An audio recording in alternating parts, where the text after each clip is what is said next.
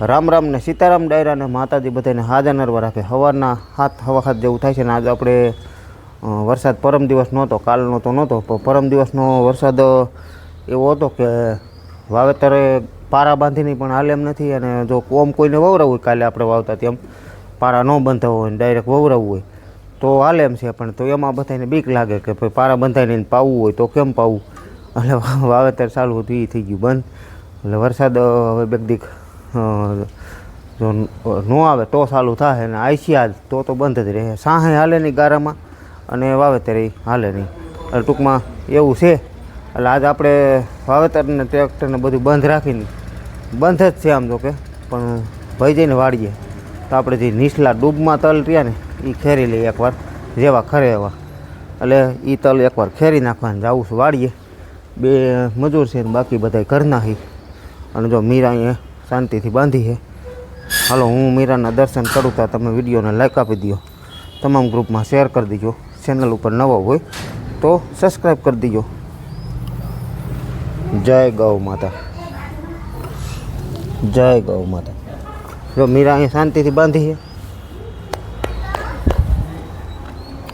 અને નંદી મહારાજ અહીંયા બાંધ્યો. એ તો જો તપેલામાં સીધો ભૂકો કટકટાવે અને બંને ઓરણી અહીંયા છોડી નાખીશ. અને અહીંયા શિરામણના જો છેલ્લા સીન હાલે, બેન ને બા બે ખાય છે કાબા, બા ને બેન બે રોટલી ને માખણ ને છા ને એવું ખાય છે. કેમ બા? સીતારામ ને જય શ્રી કૃષ્ણ બધાને. માખણ તાજે તાજું, પાપડ ને એવું બધું શિરામણ પાણી હાલે. આ બધા એ કરી લીધા. કેટલા રોટલા ખાધા? 5 કે 8? કેટલા રોટલા ખાધા? 5. જો માસી બેસી ગયા. સારું હે ને? તો વાંધો નહીં. હાલો આપણે જવું ને વાડીએ. સીતારામ ને જય શ્રી કૃષ્ણ બધાને. ઠકવી દીધા કા ઓણ મોસમે. વરસાદ કંઈક તો ઠકવે છે, ઓમ કામ નથી ઠકવતું. વરસાદ બે દી કામ કરી તો આવે પાછો. હા, મોસમ થોડી માણા જડે નહીં અને પાછું વરસાદ, એટલે એમ થકી જાય. હાલો કાનું રામ રામ કયો દીકુ. રામ રામ સીતારામ. અલે વાહ વાહ વાહ વાહ. હાલો બાબુ રામ રામ કયો.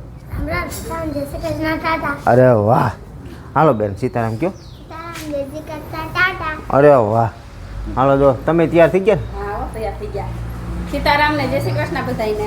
આ તો બેન આવ્યા છે, બેન આવી છે અને દાદા અને માસી ને બધા છે અહીંયા ટૂંકમાં. એટલે નકર બધાને જવું તો ન જ પોવાય, કારણ કે આ પલટન હાસવી નહીં કંઈ સહેલી વાત નથી. આને હાસવા ને એટલે હારા ઠાકી જાય, કારણ કે ત્રણેય ભેગા થાય. આ જો બે હોય ને તોય બાંધે હતા, ત્રણેય ભેગા થાય કેટલા બાંધતા હોય. અરે નાના બાળકોને તો બધા આપણે નાના હતા તે આપણે એમ જ હતા, એવું કાંઈ નહોતું. પણ એ નાના બાળકો બાંધતા જ હોય, એટલે એને હાંસવા ને એ બહુ અઘરી વાત હોય. કા તમારે આવું છે કે ના કીધું તમે છોકરાને ઘડી લઈ જાવ તો કામ થઈ જાય ને. છે તો બાપા બેસી ગયા. કાંઈ નહીં, તમારે નથી આવું હો. હા એ આડા હવડા એટલા આજુબાજુમાં લઈ જઈજો. હાલો ટ્રેક્ટર ને બધું થઈ ગયું કમ્પ્લીટ, બહાર પીડ્યું છે. લારી જોડાવી લીધી આપણે, બહાર જ પીડ્યું.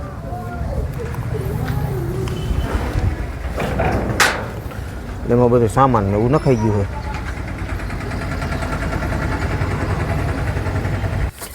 આપણે અત્યારે છે ને તલ ખેરવાનું જો ચાલુ કર્યું છે. તલ અત્યારમાં તો જો કે ઘરની હિસાબે ઓછા ખરે, પણ તોય છતાં બીકની હિસાબે આપણે ડૂબની જમીન છે અને ડૂબમાં ઝૂંપડા પીડ્યા, ડૂબમાં તલ હતા. પણ વરસાદની આગાહી એવી છે જોરદાર કે ડેમ ભરી દે એવી આગાહી છે. પછી તો આમાં શું થાય નક્કી ન હોય. એટલે જેટલું હાથમાં આવે ને એટલું લેવાની કોશિશ કરીએ છીએ. એટલે હવે આને ક્યાંય લઈ જવાય એમ નથી, કારણ કે અહીંથી નકર ફેરો ભરીને બહાર લઈ જાય તો ઓમ તલ ખરી જાય એમ છે, કારણ કે મોઢા ફાટી ગયા. એટલે પહેલાં જો લીલા આપણે અહીંથી હાડી લીધા હોત તો હારવાનો પ્રશ્ન એવો થતો નાખવા ક્યાં. હવે આ આપણું ખેતર ખાલી પડ્યું, એમાં નાખી તો પાછું એનો જ પ્રશ્ન, વધારે ડેમ ભરાય તો એમાંય પાણી આવે. અને ઉપલામાં મગફળી હતી અને એની ઉપરનું રહ્યું એ આપણે લસણવાળું, એમાં પાણી ન આવે. પણ એમાં નૈન ચાક મગફળીનું વાવેતર કરવાનું થાય તો પાછા તલના ઉપડા ક્યાં નાખવા. અને એમાં પાછા ખરે તો ઉપાડવા વાહમાં પડે કા એવું થાય ને. એટલે અર્જુનભાઈને જો આજ પરાયણે પકડા છે માન અલાતો ભાઈએ ક્યાં નકર તલ વાટવા જતા હતા. વાટવા નહીં મેં કીધું આજમાંથી ખેરાવા આવો અમને નકર એને ઉધડા રાખેલા હતા વાટવા જતા દાંત માનમાં 2 જણાનું કીધું હતું ને તે એકનો માન મેળ પડ્યો એવું બધું છે. હવે આ પાંચથી ઉપડા નાખી દીધા 1 2 3 ને 4 4 ને 1 5 6 7 ને 8 ઉપડા નાખ્યા છે. એટલામાં 8 ઉપડા નાખી દીધા. હવે એટલા ખરી જાય ને તપી જશે કંઈક અને ખરે છે સારા એમ કંઈ વાંધોય નથી. આ રીતના ખરે કાળા તલ છે અને આપણે બધે કાળા તલ જ હતા. અને ઉપલું ખેતર જે 6 વીઘાના હતા એ હાવ કમ્પ્લીટ થઈ ગયા. બીજી વારે ખરી ગયા કા ભાઈ? એ તો એ બીજી વારે ખરી ગયા. એટલે એ હા એ તલ હરાય હરગી ગયા ને બધું ખેતર થઈ ગયું ચોખ્ખું. રામ રામ ને સીતારામ બધાયને. એ તલ પાછા બીજી વાર ખેરાઈ કેટલા થયા? 11.5 કોથરી. 11.5 કોથરી એટલે 22-23 મણ જેવું થાય ને. 85 મણ તલ થાય. હા 85 મણ 6 વીઘાના 85 મણ તલ ટૂંકમાં થાય. એટલે એ પાકો ઉતારો આવી ગયો. હવે આમાં તો થાય હાસું અને ખરે છે તો કે હારા જ કા.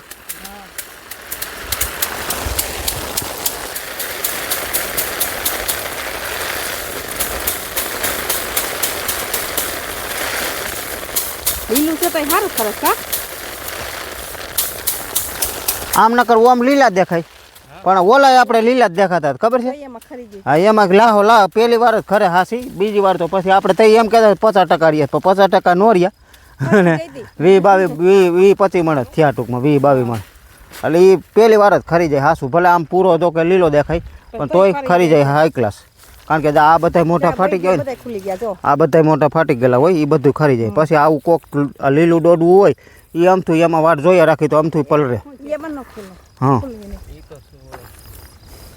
એટલે આ રીતે ખેરવાનું કામ ચાલુ છે ને 5 જણા થઈ જેટલા ખરે એટલા. હવે આને હાસવવું મગફળીને હાસવવી કે છે ને હાસવવું ને એવું બધું માણસ એક કોઈ જડતા નથી એવું બધું થયું. હાલો પહેલાં છે ને આ ખેતર પહેલાં દીનું વાઢેલું હતું એટલે આ પહેલાં ખેરી લઈ પછી જોયો જો મગફળીનું ટ્રેસર આવે તો એ આંકવાનું થાય. આ એક કટકું કદાચ ખર્ચ્યા જ જેટલું થાય એટલું બીજું કેમ કરવું. અને ઉભડા હારવા માટે જ આપણે આ જુગાડ કરી લીધો. આ છે ડોલું કાયદેસર લોખંડનું ડોલું જ આવે. આપણે આ ટીપણા બેરલ જે કંઈ કહી પહેલાં પાણીના જ્યારે ગામમાં નળની સુવિધા ઓછી હતી પાણી ઓછું આવતું ત્યારે વાડીએથી ભરી જતા ને ત્યાં આમાં 2 બેરલ ટૂંકમાં રહી જતા હોય. એટલે ટીપણા સડાવવા ઉતરાવવામાં ભૈરા ટીપણા ઉતારવા હોય તો ઉતરાવે કારણ કે આ નીચું બેસી જાય. આ એના માટેનું છે. આમાં કાયદેસર ઉભડું રહી જાય છે કારણ કે આપણે આમાં આની હુંય જ હાર્યા હતા અને આપણું નથી. આ આપણે મારા હાઠુભાઈનું છે ગામમાં જ છે એનું છે ટૂંકમાં. 2.5 ફૂટ આમ લંબાઈ છે. કાયદેસર ઉભડા હારવા બનાવવું હોય તો 3 ફૂટ લંબાઈ જોઈએ કારણ કે આપણે આ તલ તો ટૂંકા છે બહુ લાંબા નથી. ઓલા જે ઊંચાઈ હતી 5 ફૂટની તો એમાં ક્યાંક ઉભડું છે ત્રાહું હોય ને તો થોડાક મુઠ્ઠીક જેટલા ઢોળાતા હતા એટલે ટૂંકું પડતું હતું. 3 ફૂટની લંબાઈ હોય ને તો કમ્પ્લીટ થઈ જાય બાકી વાંધો નથી આવતો. અને એની અંદર તરફર બાંધી દીધો એટલે જેથી કરીને આમાં ક્યાંક ખડો હોય કે ક્યાંય તીની જેવું હોય તો વાંધો ન આવે. એટલે સીધું જ અહીંયા આપણે ઉપડાના ઠેકાણે જ આગળ બતાવીશું. ઉપડાના ઠેકાણે રાખીને આમ ધક્કો મારીને એટલે સીધું આમાં ઉપડું બેસી જાય. એટલે પછી સીધું અહીંયા ટ્રેક્ટર રિવર્સ મારી દઈને એટલે સીધું અહીં ઠેકાણે વી આવે. નકર આ 2 જણાથી ઉપાડીને આમથી ઠેઠ લઈ આવી તો એમાં હાથ રહી જતા હોય ને થાક લાગે. એટલે આ એક જુગાડ કરી લીધો અને થોડા માણસો હોય તોય હાલે. ઓલા નકર ઉપડા હારવાવાળા તો ગમે એમ કરો ને તો આ ગરમીમાં તો હારી એમ જ નથી કારણ કે હાથ તો કામ નથી કરતા એટલા. એટલે ટૂંકમાં આ જુગાડ આપણે આમાંય કર્યો હતો અને ઓલાય બધા ઉપડા આવી જ રીતે હાર્યા હતા અને એનું ખરું આવી જ રીતે એક ઠેકાણે જ કર્યું હતું. ના એક ઠેકાણે જ કરવું છે અને અહીંથી જેમ ખરતા જાય એમ અહીંયા ગોઠવતા જાય છે. જેમ ઓમાં આપણે ગોઠવતા ને એવી જ રીતે અહીંયા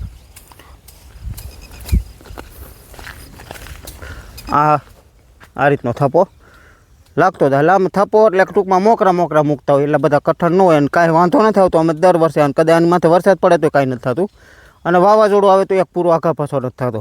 અને આ વખતે તો નહીં પણ આજથી 3જા કે 4થા વર્ષે તો જે આપણે તાવતે ને કેતન હે તાવતે કે તોકતે આપણે વાવાઝોડું કયું તાવતે આવ્યું હતું કે તોકતે આવ્યું હતું? હા એ તોક તે આવ્યું ને એ વર્ષે ટૂંકમાં હે ને આવી જ રીતે અમારે કરેલ પડ્યું જ, પણ એમાં ક્યાંય એક પૂરો આઘા પાછો થયો નહોતો ટૂંકમાં. એટલે આ જુગાડ સારો જ છે. આમાં 3 લાકડા ઊભા ખોડેલા છે. આ રીતના 3 લાકડા ઊભા ખોડેલા છે અને એમાં વારાના બંધ મારી દીધા છે. આ રીતે આ બંધ બધાય આટલીઓ મારી દીધી છે, એટલે જેથી કરીને પૂરા એમને કડાવે ઊભા રહી જાય. કરાર રાખવા પડે, બહુ સેવા નહીં રાખવાની, નકર વજન થાય તો આમનું નમે, પણ એ નમે નહીં. એની હિસાબે આપણે અહીંયા લાકડા આ પાઇપ ઊભા કરી દીધા છે. આ રીતના 3 લાકડા અહીંયા હોતે ઊભો કરી દીધો, એટલે ટેકો થઈ જાય થોડોક.